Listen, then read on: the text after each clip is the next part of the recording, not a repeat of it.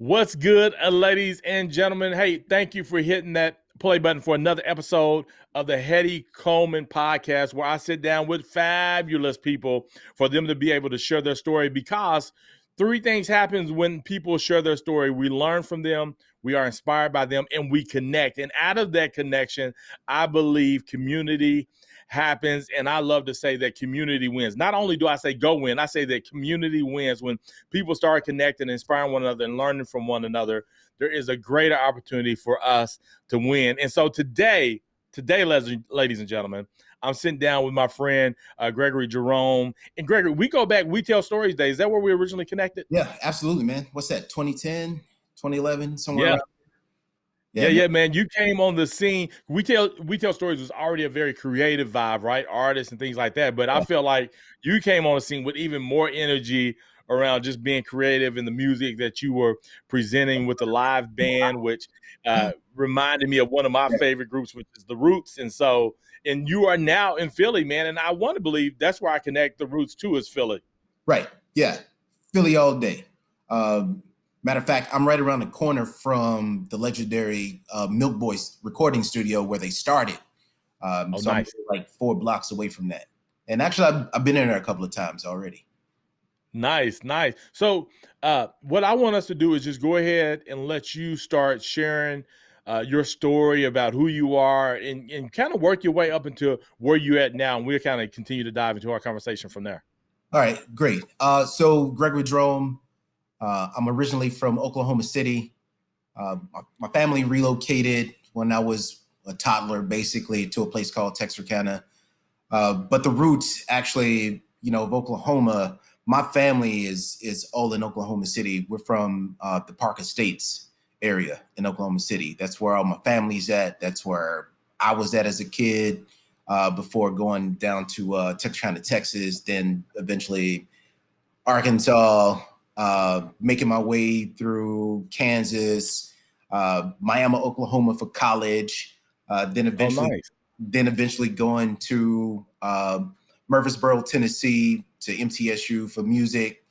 Been in the Nashville music scene for a lot. Then went back to Oklahoma, relocated, was able to do some things as an artist after doing touring in Nashville for 6 years for artists like The Roots, opening up for John Legend, Chrisette Michele, even doing some Deaf Poetry Jam with like the poet Red. So it's like, I've been able to have this wide experience of entertainment world. But once I returned back to Oklahoma City back in 2010, actually was due to, a family issue that I had to come back and provide some moral support for my mother because she was there by herself. So I came back, gave up the music career pretty much, and started all over again with trying to identify, like, who am I? What am I going to do? And that's when you met me, right? When I came in with the blackface mask. You remember that? Yes. You were like, yo, like, really? Like, but you liked it. He was like, it's different, but I like it. Yeah, go for it. Which was like, that, I think that was like the most creative part that I've ever done before, because I've never worn a mask when I, perform. But even jumping to the music scene like that, being able to connect with the community is something that I've always been a part of. That's even in Nashville, me performing with mass choirs, 70-member mass choirs for fundraisers to help people in the community, doing community events in Tennessee. But then to be able to do the same thing, to mirror that in Oklahoma City, was the thing that I was coming back for, right? It's because my mission for me was this. As a kid, I wasn't raised in Oklahoma. So I never felt like I was in my place when I was growing up in Texas.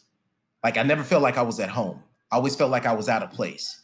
People had relatives that they could go see and hang out with and all of that. And people they grew up with, like, they had that. I didn't have it. So I always felt like an outsider, like an outcast, right? But I always tried to be creative to fit in or to stand out, either way you want to look at it. So being able to come back to Oklahoma City was a dream of mine, because I wanted to do something for Oklahoma City, because that's my home. Like, it was always in the back of my mind as an artist, like, yo, I want to go back and be a positive poster child for Oklahoma and represent something great for Oklahoma and even for, the Black culture. So I always wanted to do something like for Oklahoma, and I had the opportunity to when I relocated to Oklahoma back in 2010, get in the music scene, eventually start getting into more of the social developer aspect of it, as well as community engagement, working for some nonprofits, doing community work. I eventually started doing things for the arts community. I got into the arts community, didn't know anybody in it. And there wasn't a lot of people that looked like me in the arts community. So I was able to really navigate the arts community in the sense of, arts education, developing creative programs for after school, for K through 12th graders. I had the opportunity to perform at different levels for recording artists when they came through touring in Oklahoma City. There was opportunities for me when I was able to even create a hip hop festival in Oklahoma, the inaugural. Yeah. Like, so a lot of these things that I was doing, it wasn't solely for myself, but it was actually for the culture. And how could I expand the culture and provide opportunities for the masses versus just myself? Even though I was the face of it, all the sacrifices that I made, no matter what it was for the people, right? Yeah. So, for me, the music thing was, and community was my thing, but on the back end to help, support that, I was working in retail. So I've always been into fashion as a kid. Came from a family, didn't have a lot of means to keep up with the Joneses, the latest trends and fashions of my peers. So what I had to do is utilize what I had in my closet to actually create a new image for myself to stand out from everybody else. People started loving my style. I kept rolling with it, started educating myself, working for different companies, places from Wilson's Leather, JCPenney's, Dillard's, Nike, Coach, all these places to educate myself in this world versus trying to go to school for it, right? So I was able to do that, and gradually, I took myself through it, went out to Los Angeles back in 2017, I believe, and started, going for the goal. My time was up in Oklahoma. The season was done. The 6 years I was there, I was able to accomplish a lot of things with the help of the community. A lot of individuals helped me out. So it wasn't just myself. It was a team of people that seen the vision that I had, right? So now me in LA, I'm in a new city again. This is like an ongoing thing for my life. It's like being in these new cities, right? So went to Los Angeles, was chasing a dream. Some life things happened, transformed me, got depressed. I went through a stage of, I fell into a trapdoor of depression, and it really weighed on me mentally, physically, spiritually, and emotionally, right? So I had to reground myself, become more spiritually connected to who I am and what my purpose is.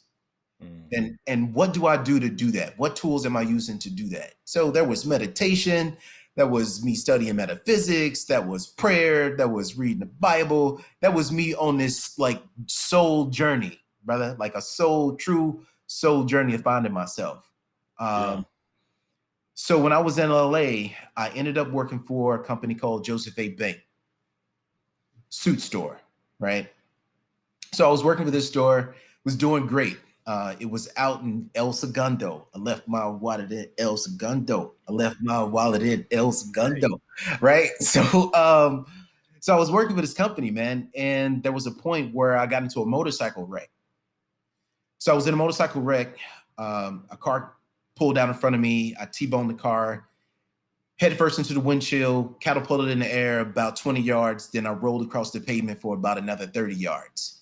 I end up actually being knocked unconscious. But when I rolled or tumbled across the pavement, I actually came to consciousness on my knees as I was praying to God, right? And I stood up and I walked away from it. Ended up with a fractured elbow and, a post-concussion syndrome. So I went through all of this rehab during this, right? So this actually transcended into me being homeless due to not having enough money to pay for my living expenses. So at this point, I cut my rehabilitation off so I could use the money that I was getting for temporary disability to travel the world, or basically the United States, visiting friends, to couch surf and to look for a new beginning, right? So I visited multiple places: New Orleans, Dallas, New York, like all these places. I ended up being in Philadelphia, and uh, uh, back in 20, I want to say back in 20, I want to say 2005, 2005. I did a tour in Philadelphia and I performed at the World Cafe and Time Restaurant. So I was familiar with Philly, but it's been so long since I was here. So when I came here, you know, as this time I was asking God, like, where should I be? Where do I need to be? Like, show me where I need to be. During this whole time of traveling around, and Philadelphia spoke to me, and this was it. So I came here. I actually, when that came to me, I had like 3 days before I had to leave to go back to Los Angeles. Right. So the Sunday morning prior, 2 days prior for me leaving, I just got up one Sunday morning before church, and I just started looking at all these different places that I wanted to work. And I just started submitting resumes and applications, online applications, and just going. And then Monday morning, I just started picking up the phone and start calling people. And I ended up getting a couple of phone interviews. I had two in-person interviews. One of the places that I found Sunday when I was searching was a place called Henry Davidson, which is a custom clothier store. So everything custom, from jeans to jackets to pants to suits to whatever you need, scarves, gloves, ties, whatever, everything custom. I've never been in that world before, and that's something that I wanted to do. So I prayed on it. So that Monday, they actually called me for an interview. So I went in for the interview, had a conversation, went back to LA like on a Tuesday, I think. Tuesday, went back. A week later, they gave me a call, had a couple of phone interviews on the phone. And then they flew me out from Los Angeles to Philadelphia for an in-person interview with the owner. Did that, flew back to Los Angeles. They end up giving me the job, send me an offer letter. A week later, I'm in Philadelphia. Now, during this time, I'm still homeless. During this whole time, I'm still homeless. I'm living in Airbnbs. I'm living in friends' cars. I'm living like on friends' sofas. Luckily there were some people in, LA that were from Oklahoma City that I could go crash, right? Because I knew them, we performed together, etc. So I get to Philadelphia, still homeless. I'm living in Airbnbs, right? This whole time while I'm working, trying to get everything, stable, create this foundation, trying to find my way in a new city with not knowing a soul, right? So, here I am. I end up, coming here in November 2019, 4 months in, COVID hits. Now I'm on PPP, and ultimately end up doing a transition from my workplace, because the place I was working for, I was working with affluent clients that were spending anywhere from $2,000 to $4,000 on clothes. Not the case anymore. So how am I gonna make a living? So, just going through this trial, unemployment is not really kicking in for me. I was like, what am I doing? So now I've just launched my own company as an image consultant. So it's now Gregory Jerome Image Consulting. And that came as a blessing in disguise. So, with that being said, I was able to actually, this is what happened here recently, back in December of 2020. There was a hack-a-thon for entrepreneurs that was hosted by Thomas Jefferson University, Jefferson Health, in the city of Philadelphia, to help emerging present entrepreneurs of color in Philadelphia. And I happened to see it on my LinkedIn page maybe 2 days before the deadline, right? 2 days before the deadline. I get the questionnaire, 17 questions. It's all about, your business proposal, everything laid out. And I had none of that at all. Had none of it. So there was 2 days left before it was time to submit, deadline submission. The night before, I had spent all my time writing everything out, researching this, crunching numbers, understanding like strategies for marketing and demographics, like all of this information. What is the mission? What is the vision? Like all of this information that they wanted. End up doing it. I applied for it. When I applied for it, Hetty, it was the wrong application that I that I filled out. And I was like, no, this is not it. So it was like midnight, right? And this is due 10 a.m. the next morning. So at midnight, like I'm emailing the email it for like support. So they end up sending me the right application to fill out. So I fill it out. It was due at 10 o'clock. I submitted it at 10 o'clock. Got it in, right? Later that day, they went through all applications. Next day, they hit me up. I came a finalist. Then, after being a finalist, I then had to do a presentation virtually with judges, right? Yeah. So ultimately, gave my presentation. I was a runner-up, gave me a cash prize and a laptop by Dell, and now my business is official. All the paperwork is done, and now I'm in business. And now I'm working with about 5 or 6 clients, man. Bro, that is all amazing. That's Yeah, a I long didn't know story. that. No, that's a great story. I was like, I'm not even gonna cut him off because I'm like all into this thing, man. That's like a movie, you It is, know. man. It is. That's an incredible journey, and it's cool to be able to sit here with you now and look at you, and like, I would never have thought any of that had happened. And man, I guess out of that though, I just a couple of follow-ups. One, I didn't know you went to NEO. Yeah. And believe it or not, brother, I graduated from Edmond Santa Fe. Yeah. This was when it was probably only 6 Black people in there, though. Yeah. Because you was in the early stage. It doesn't look like that anymore. And then Murfreesboro, I have family who live in Murfreesboro. Oh, And nice. so, yeah, I lived in Columbia, Tennessee. Oh, man. For I got people in Columbia. I got a couple of friends in Columbia right now. Man, that's yeah, great, bro. yeah, yeah, man. In the And middle of so, nowhere. yeah, for sure, man. But I love Franklin though. You Franklin's a know, nice area, man. yeah, Franklin, you got to go through Smyrna and all of that, for you, yeah, all of that. But it's nice, man. People sleep on Nashville, though. People sleep on bro. I always tell people like Nashville's the real deal, especially diversity. Why? Like you think about the colleges that are in Tennessee State. Yep, Uh, uh, what's yep, the medical school? yep. You got TSU, man. You got Vanderbilt. You got like all these, man. It's everything out Oh, there. melting pot kind of place for Melting sure. pot, man. And this is the thing that people sleep on too, is the music industry in Nashville. People think it's just country. That's literally No, I yeah, got my introduction to like soul music, like yeah, R&B, like this was it.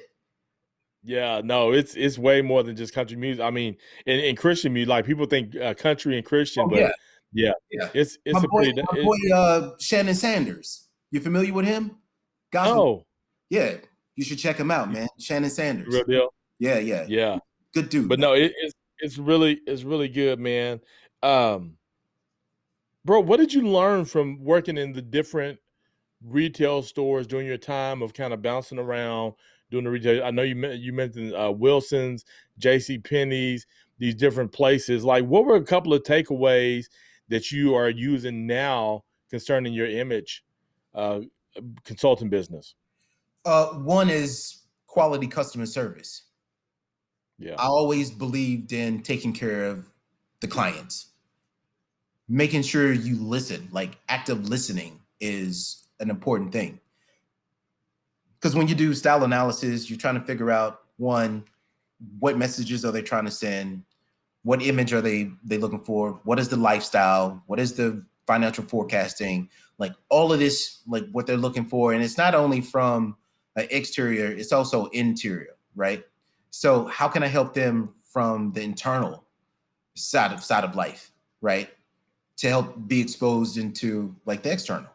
So I would say the customer service, the active listening skills, one, staying in tune to like what brands and like what cuts and what fabrics, like those things are important. Yeah, good. Another thing, just from your story, you sharing at the beginning, you're talking about being in the arts community and people not looking like you. You had never been a part of anything like that. I'm assuming as far as going into this and being Right, specifically part of the arts community. right. What did you do to begin to feel comfortable in that setting? What did that look like for you? For people who are going to go be a part of something that they've never been a part of before, what would you say to them as far as like learning how to be comfortable in those situations, those environments? Well, I'll tell you this, and this is just complete transparency. When you are the only, or I won't say the only, if you're in a minority in any arena of anything, man, it's always a slight, like, not a burden, but it's a feeling that's unexplainable, right? Mm-hmm.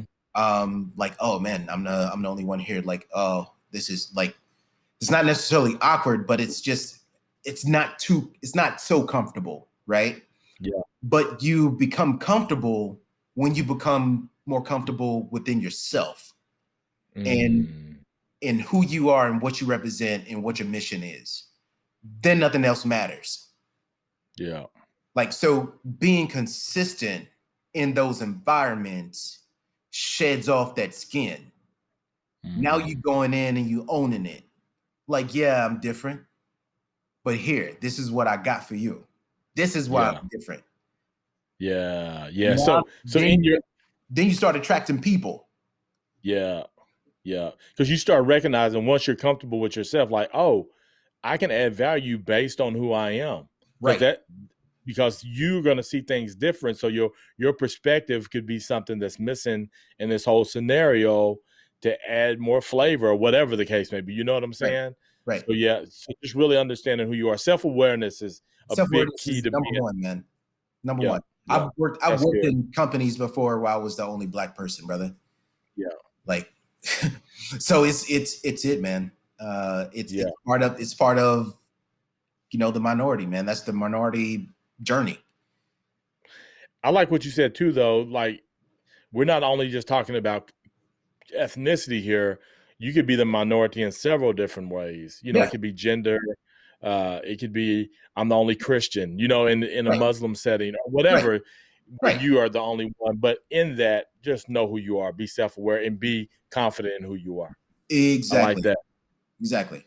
Um, Man, so another thing that's fascinating about what you shared, and I wanted to know, you move into a place where you know no one. It's a little bit different than you going into an arts community that's within your community, right? Like I Right. go to this arts community, but when I leave out of this particular setting for the hour or two, I'm going back home and I know people.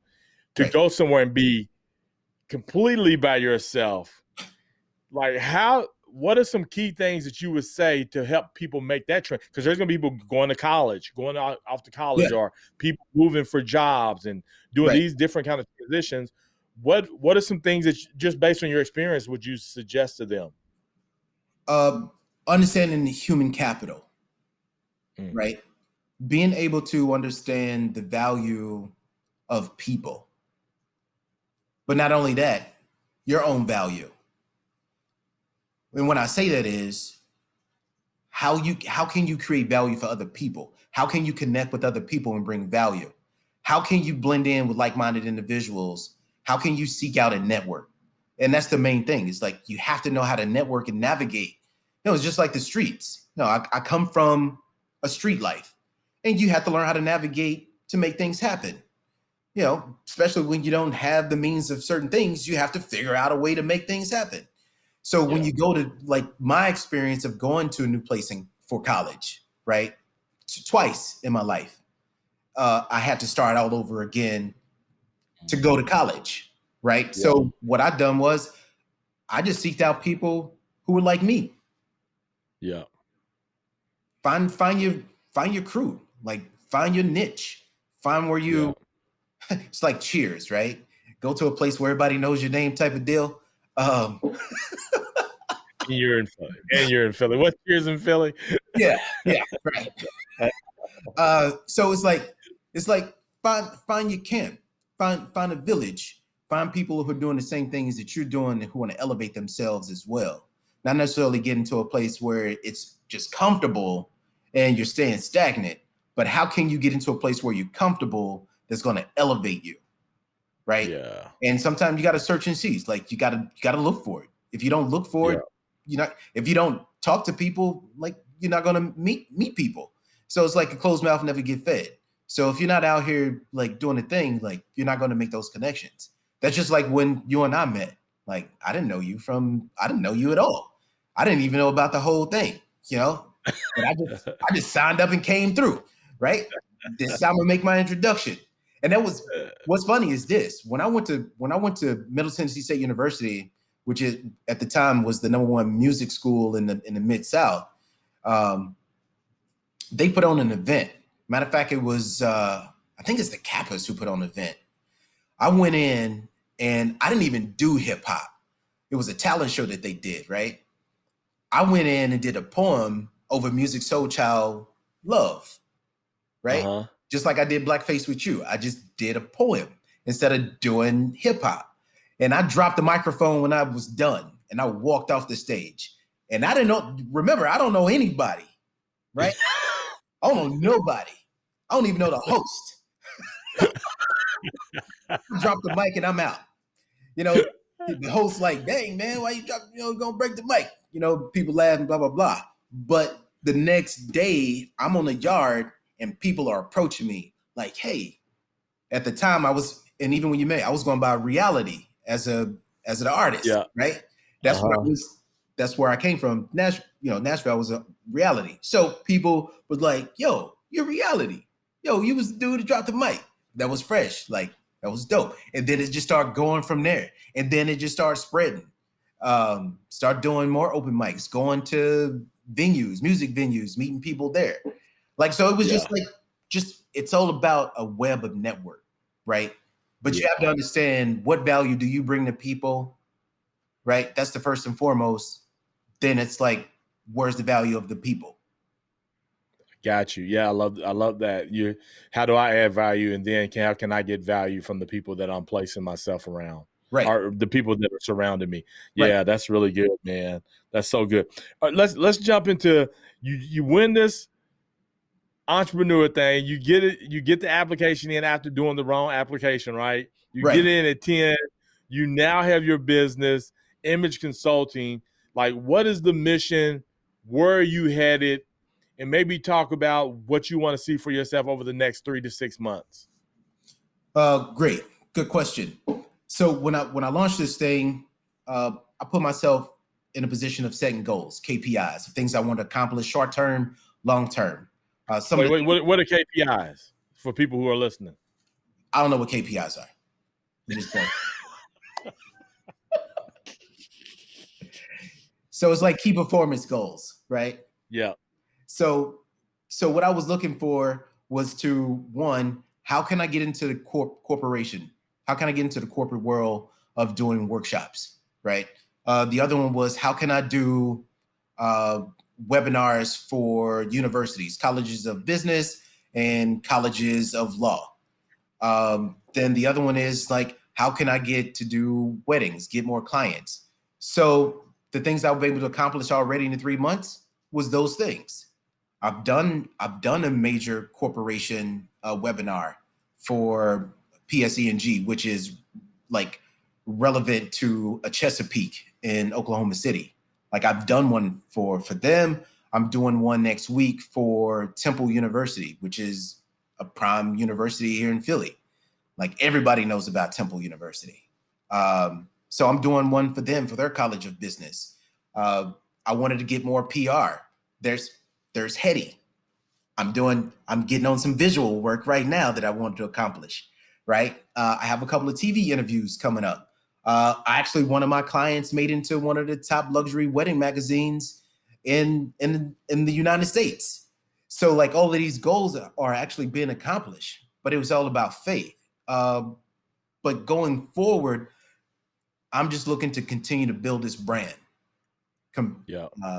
Build this brand in the sense of who I am, because this industry is predominantly white women.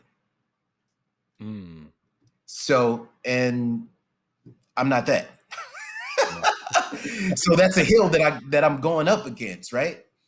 So how do I set myself apart? So those are my goals. How do I make a name for myself? That's me creating more content. That's me being more engaged with people. That's me creating more visuals for people. That's me networking with a plethora of people outside of my own community.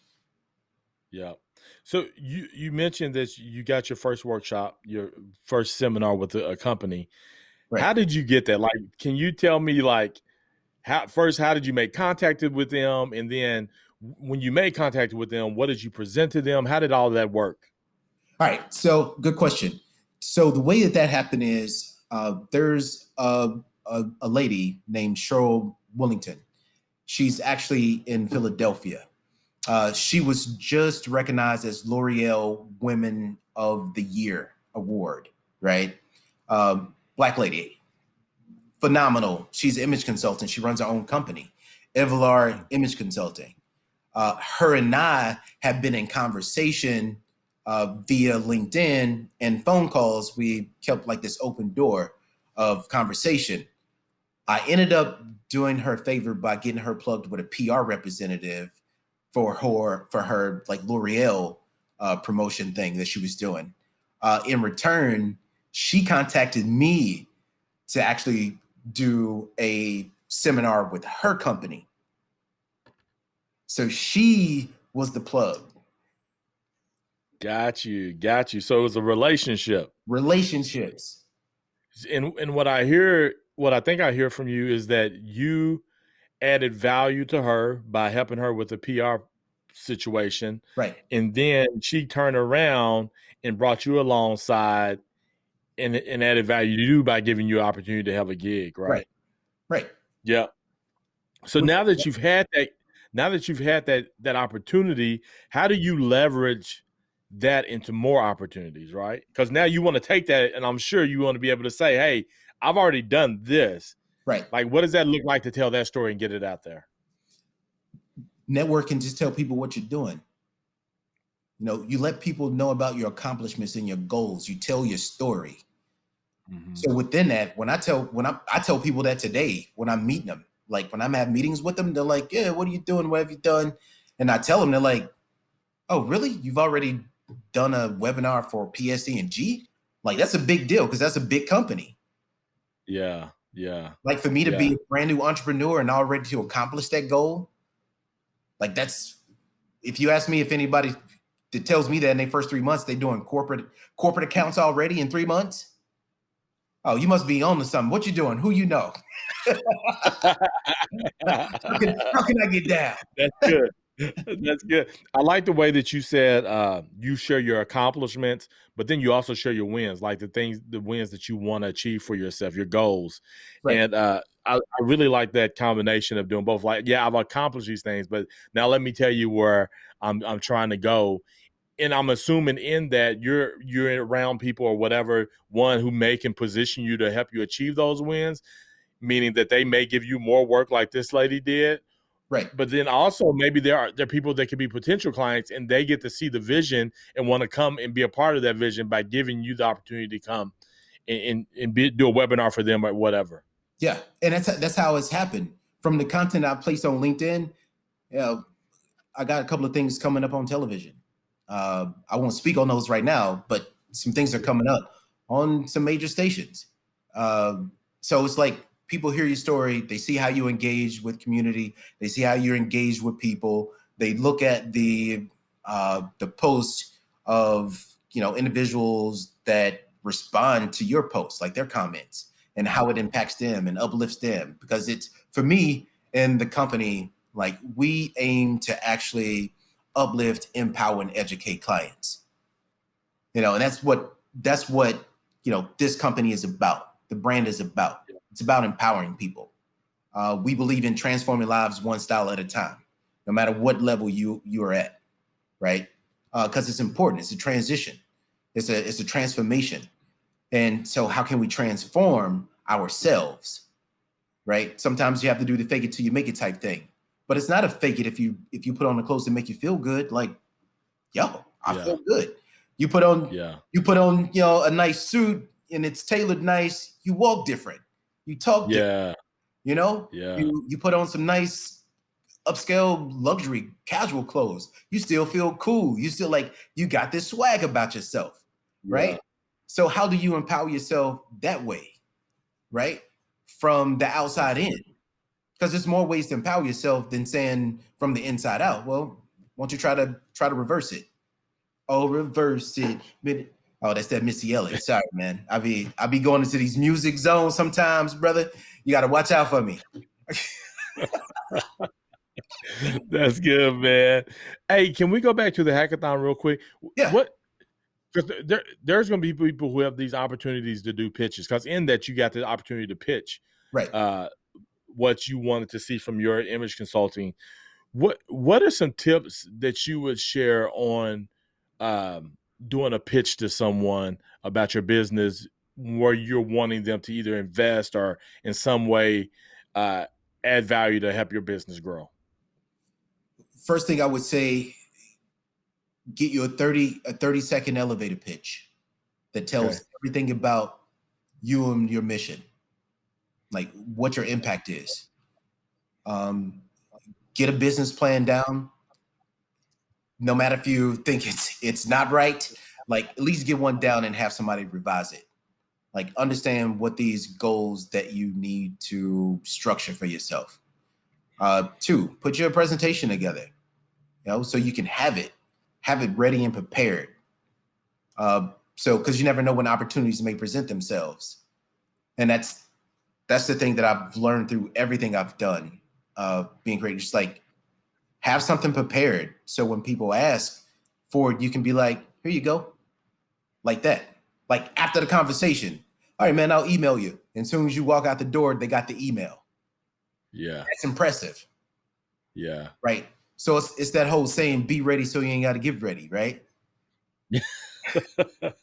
So I would say that. I would also say, fine-tune communication skills, being able to effectively and efficiently communicate your vision.